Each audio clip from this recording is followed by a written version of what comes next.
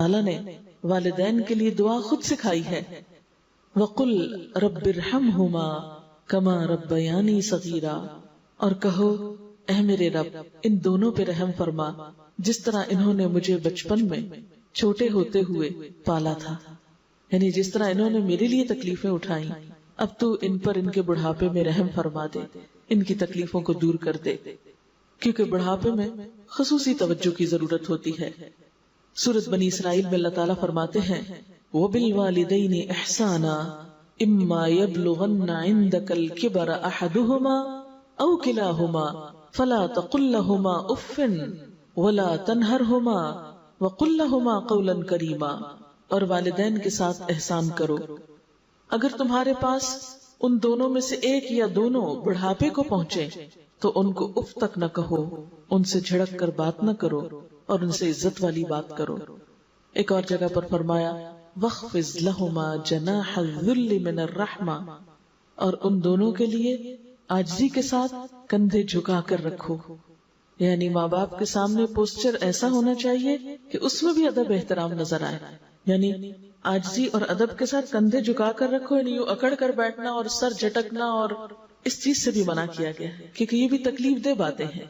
حضرت عبداللہ فرماتے ہیں کہ ایک آدمی آپ کی خدمت میں حاضر ہوا اور کہنے لگا میں آپ کے ہاتھ پہ ہجرت اور جہاد کے لیے بیعت کرتا ہوں اور اللہ سے اس کا اجر چاہتا ہوں۔ آپ نے فرمایا کیا تمہارے ماں باپ میں سے کوئی زندہ ہے؟ اس نے کہا جی ہاں دونوں زندہ ہیں۔ آپ نے فرمایا کیا تم واقعی اللہ سے اپنی ہجرت اور جہاد کا بدلہ چاہتے ہو؟ اس نے کہا جی ہاں۔ آپ نے ارشاد فرمایا تو جاؤ اپنے ماں باپ کی خدمت میں رہ کر ان کے ساتھ نیک سلوک کرو۔ پھر یہ ہے کہ والدین میں سے خاص طور پر ماں کا درجہ بہت بڑا ہے کیونکہ اس کی تکلیفیں بڑی ہیں۔ قرآن پاک میں اللہ تعالیٰ فرماتے ہیں وَوَصَّيْنَا الْإِنسَانَ بِوَالِدَيْهِ إِحْسَانًا حَمَلَتْهُ أُمُّهُ كُرْهًا وَوَضَعَتْهُ كُرْهًا وَحَمْلُهُ وَفِصَالُهُ 30 شَهْرًا، ہم نے انسان کو وصیت کی کہ والدین کے ساتھ احسان کرنا۔ اس کی ماں نے اس کو تکلیف اٹھا کر پیٹ میں رکھا، تکلیف اٹھا کر جنم دیا، اور اس کے حمل یعنی پیٹ میں اٹھانے اور دودھ چھڑانے میں 30 مہینے لگ گئے۔ ایک دو دن کی بات نہیں، وہ 30 مہینے تک تمہارے ساتھ اپنی جان کھپاتی رہی ہے، اس لیے اس کا حق پہچانو۔ حضرت عیسیٰ علیہ السلام کے بارے میں آتا ہے وَبَرًّا بِوَالِدَتِي وَلَمْ يَجْعَلْنِي جَبَّارًا شَقِيًّا، اور اللہ نے مجھے اپنی والدہ کے ساتھ احسان کرنے والا بنایا اور بدبخت اور جبار نہیں بنایا، یعنی وہ شخص دوسرے معنوں میں بدبخت ہے کہ جو اپنے ماں باپ کے ساتھ اچھا سلوک نہیں کرتا۔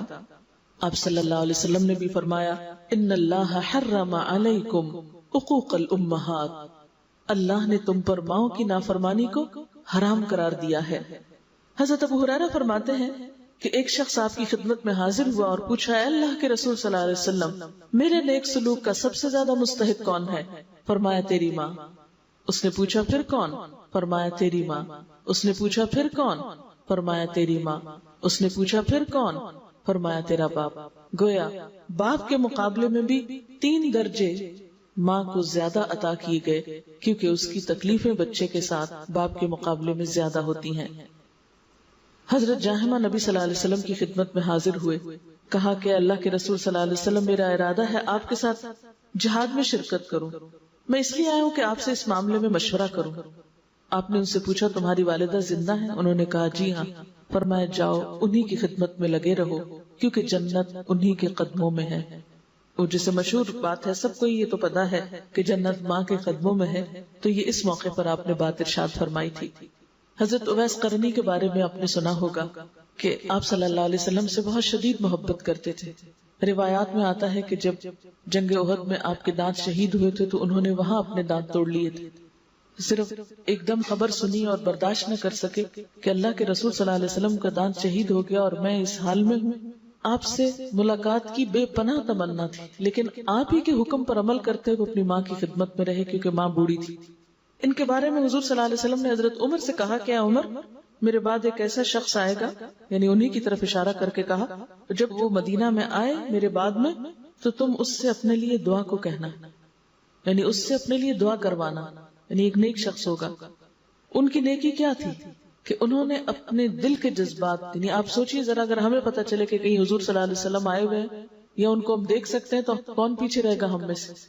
گھر میں کوئی بھی کام ہو بس چھوڑ کے بھاگیں گے، کوئی بوڑھا ہو جوان ہو کچھ ہو، لیکن انہیں حضور صلی اللہ علیہ وسلم سے شدید محبت تھی، لیکن آپ کے حکم اور آپ کی اطاعت کا ایسا جذبہ تھا کہ آپ ہی کے حکم پر ماں کی خدمت میں لگے رہے اور آپ کی خدمت میں حاضر نہیں ہوئے، کیونکہ آپ کی خدمت میں حاضر ہونے والوں کو صحابی کا ٹائٹل ملتا تھا، وہ تابعی قرار پائے، ان کا علمی اعتبار سے کہ اس دنیا میں ایک درجہ کم ہوا، لیکن اللہ کے ہاں درجہ کم نہیں ہوا، کیونکہ ایک بہترین کام میں تھے۔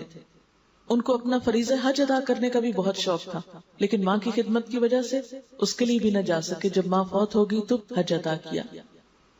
ماں باپ اگرچہ نان مسلمز بھی ہوں پھر بھی اچھا سلوک کرنا چاہیے، جیسا کہ قرآن پاک کی آیت میں آتا ہے کہ وَصَاحِبْهُمَا فِي الدُّنْيَا مَعْرُوفًا، اگر شرک کے لیے بھی کہتے ہیں تو شرک کی بات تو نہیں مانو لیکن سلوک اچھا کرو۔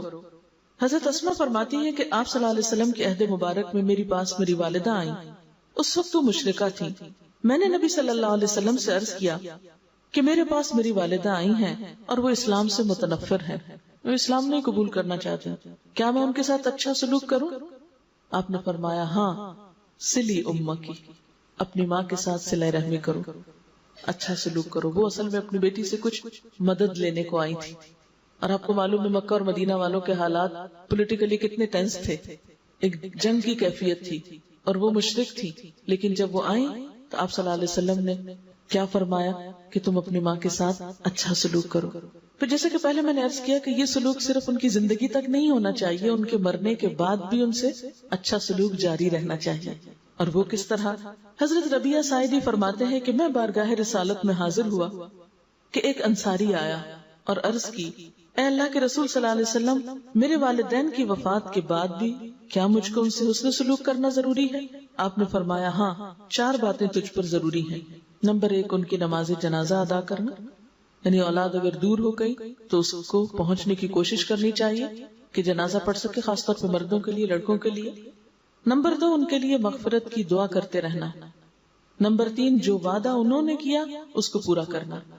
ماں باپ بعض اوقات لوگوں کے ساتھ کچھ وعدے کر جاتے ہیں کہ اچھا میں تمہاری مدد کرتا ہوں یا whatever، تو اس میں کیا ہے کہ اگرچہ ماں باپ کے وعدے ہوں، آپ یہ نہیں کہہ سکتے ہم نے تھوڑی کیا تھا، ماں باپ نے کیا تھا، اب وہ گئے ہم کیا کریں، نہیں، آپ ان کے وعدے پورے کرو۔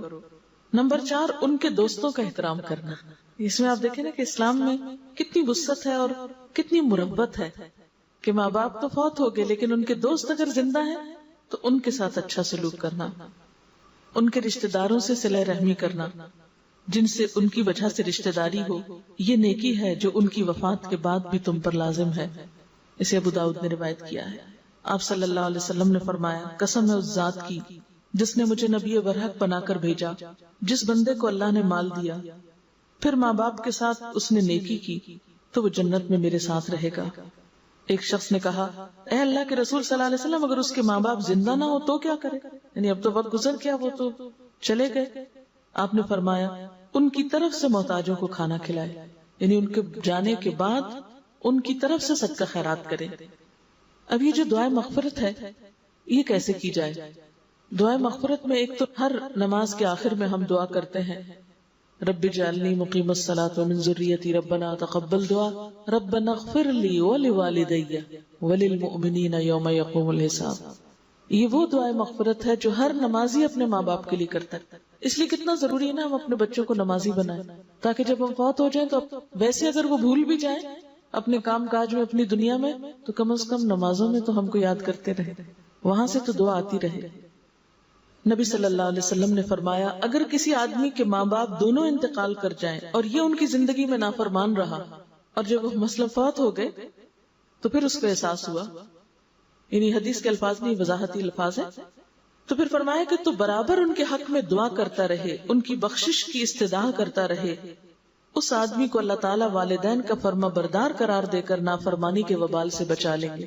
یعنی اگر کوئی بچہ زندگی میں نافرمان رہا، اسے احساس نہیں ہوا، کیونکہ بعض اوقات ایسا ہوتا ہے نا کہ ماں باپ ہوتے ہیں ہم فار گرانٹیڈ لیتے ہیں کہ جیسے یہ سب بہاریں ہمیشہ ہی رہیں گی، یہ سایہ دار درخت ہمیشہ ہمارے سر پر رہیں گے، اور ہم اپنے لاڈ پیار میں ان کو تنگ کرتے رہتے ہیں کہ ماں باپ ہی ہیں نا، اپنے ہیں، جو بھی چاہیں کریں۔ لیکن جب وہ چلے جاتے ہیں اور زندگی کی دھوپ ہمیں ستانے لگتی ہے تو پھر ان کی قدر آتی ہے، پھر یاد آتے ہیں۔ اس وقت پھر انسان کا دل چاہتا ہے کہ اب میں ان کے ساتھ کوئی بھلائی کروں، اب میں کس طرح کمپنسیٹ کروں ان ساری غلطیوں کو، زیادتیوں کو جو میں پہلے کر چکا ہوں. تو اس پر آپ نے کیا طریقہ بتایا کہ ان کے مرنے کے بعد برابر دعائے مغفرت کرتا رہے تو وہ اس کی اس نافرمانی کا ازالہ کرے گی. حضرت ابو ہریرہ سے روایت ہے، نبی صلی اللہ علیہ وسلم نے فرمایا جب آدمی مر جاتا ہے تو اس کے عمل کا ثواب ختم ہو جاتا ہے مگر 3 عملوں کا ثواب باقی رہتا ہے. نمبر 1 صدقہ جاریہ، نمبر 2 علم جس سے فائدہ لیا جائے، اور نمبر 3 نیک اولاد جو ماں باپ کے لیے دعا کرے. حضرت ابو ہریرہ سے روایت ہے کہ مرنے کے بعد جب میت کے درجے بلند ہوتے ہیں تو وہ حیرت سے پوچھتا ہے یہ کیسے ہوا؟ اللہ تعالیٰ کی طرف سے اس کو بتایا جاتا ہے کہ تمہاری اولاد تمہارے لیے دعائیں مغفرت کرتی رہی ہے، اس کی وجہ سے تمہارے درجے بلند ہو رہے ہیں. دوسری بات جو بتائی گئی وہ والدین کی طرف سے صدقہ خیرات، یعنی ان کے وفات کے بعد. زندگی میں بھی کر سکتے ہیں، اگر آپ کو اللہ نے زیادہ دیا اور ماں باپ کے پاس کم ہے اور وہ خود صدقہ نہیں کر سکتے تو ان کو آپ دیں کہ وہ اپنے ہاتھ سے کریں، یا دور ہیں تو ان کی طرف سے ان کے نام سے کرتے رہیں. حضرت سعد بن عبادہ سے روایت ہے، انہوں نے کہا اے اللہ کے رسول صلی اللہ علیہ وسلم، سعد کی ماں فوت ہو گئی ہے، کون سا صدقہ افضل ہے؟ آپ نے فرمایا پانی پلانا. انہوں نے ایک کنواں کھودا اور کہا یہ سعد کی ماں کے ثواب کے لیے، کیونکہ اس دور میں مسلمانوں کے پاس پانی کی بہت کمی تھی. تو اس سے پتہ چلتا ہے کہ جس چیز کی کمی اور ضرورت ہو اس کے مطابق صدقہ خیرات جو ہے وہ زیادہ فائدہ مند ہوتا ہے. حضرت عبداللہ بن عباس سے روایت ہے کہ ایک آدمی نے کہا اے اللہ کے رسول صلی اللہ علیہ وسلم، میری والدہ فوت ہو گئی ہیں، اگر میں اس کی طرف سے صدقہ کروں تو کیا اس کو فائدہ ہوگا؟ آپ نے فرمایا ہاں. اس نے کہا میرا ایک باغ ہے، میں آپ کو گواہ کرتا ہوں کہ میں نے اسے اپنی ماں کی طرف سے صدقہ کر دیا. پھر اسی طرح والدین کے کیے ہوئے وعدے پورے کرنا، وصیت، نظر، قرض وغیرہ پورا کرنا، یہ بھی اولاد کی ذمہ داریوں میں سے ہے. حضرت ابن عباس سے روایت ہے کہ سعد بن عبادہ انصاری نے حضور صلی اللہ علیہ وسلم سے یہ مسئلہ پوچھا کہ ان کی ماں پر ایک نظر تھی، وہ اس کو ادا کرنے سے پہلے مر گئی. آپ نے فرمایا تو اس کی طرف سے نظر ادا کر. پھر یہی طریقہ قائم ہو گیا کہ اگر کوئی شخص فوت ہو جاتا تو اس کا وعدہ اللہ سے یا بندوں سے اس کی اولاد میں سے کوئی پوری کر دیتا. پھر والدین کے رشتہ داروں اور دوستوں سے اچھا سلوک. ابن عمر سے روایت ہے کہ ایک شخص رسول اللہ صلی اللہ علیہ وسلم کے پاس آیا اور اس نے عرض کیا اللہ کے رسول صلی اللہ علیہ وسلم، میں ایک بڑے گناہ کا مرتکب ہو گیا ہوں، کبیرہ گناہ ہو گیا مجھ سے، میرے لیے کیا توبہ کا کوئی طریقہ ہے؟ آپ نے فرمایا کیا تمہاری والدہ زندہ ہے؟ اس نے کہا نہیں. آپ نے فرمایا تیری خالہ زندہ ہے؟ اس نے کہا جی ہاں. آپ نے فرمایا پس اس سے نیک سلوک کر، یعنی گناہ کبیرہ کے کفارے کے لیے اس سے صلہ رحمی کر. ابن عمر سے روایت ہے کہ آپ صلی اللہ علیہ وسلم نے فرمایا نیک ترین نیکیوں میں سے ہے کہ آدمی اپنے باپ کے دوستوں کے ساتھ احسان کرے جبکہ باپ غائب ہو، یعنی فوت ہو جائے یا اس شہر میں موجود نہ ہو. یعنی کبھی کبھی ان سے ملاقات کے لیے چلے جانا، یا ان کو کوئی تحفہ بھیج دینا، یا ان کو کسی موقع پہ یاد رکھنا، ان کی خوشیوں غموں میں شریک ہونا. پھر اسی طرح والدین سے محبت والدین کی وفات کے بعد طبعی چیز ہے، لیکن شعوری طور پر بھی کرنی چاہیے. محبت سے ان کو یاد کرنا چاہیے. حضرت ابو ہریرہ اور حضرت بریرہ کا بیان ہے کہ نبی صلی اللہ علیہ وسلم اللہ تعالیٰ سے اجازت لے کر جب اپنی والدہ کی قبر کی زیارت کے لیے تشریف لے گئے تو والدہ کی قبر کے پاس بیٹھ کر بے اختیار رونے لگے. رسول اللہ صلی اللہ علیہ وسلم کے ساتھ جو صحابہ کرام تھے وہ بھی آپ کو روتے دیکھ کر بے اختیار رو پڑے. راویہ بریرہ کا بیان ہے کہ ہم نے رسول اکرم صلی اللہ علیہ وسلم کو اتنا روتے ہوئے کبھی نہ دیکھا تھا جتنا آپ اپنی والدہ کی قبر کے پاس بیٹھ کر روئے.